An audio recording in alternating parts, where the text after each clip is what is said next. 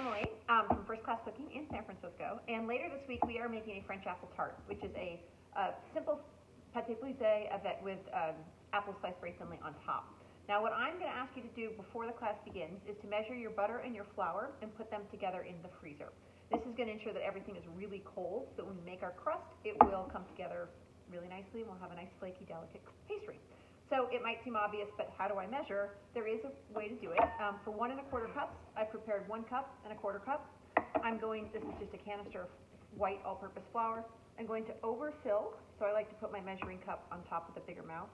Overfill this, and I'm going to just turn my scoop to flatten off the edge, like so. So I have 1 cup, putting this into a bowl, and then for 1/4, same thing, keep it, level it off. So I'm just going to put this bowl into the freezer, standing upright.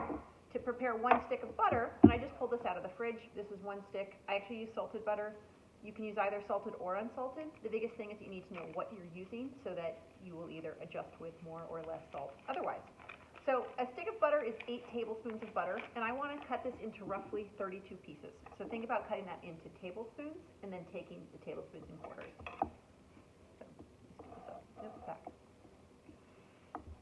So I'm just quartering this, and if it's 28 versus 32, it doesn't really matter. The idea that I want this to be in a smallish little bit, so I think I did 7 tablespoons. So now I'm just going to cut these into little cubes, put this in the freezer, and I want this to be in the freezer for about 30 minutes.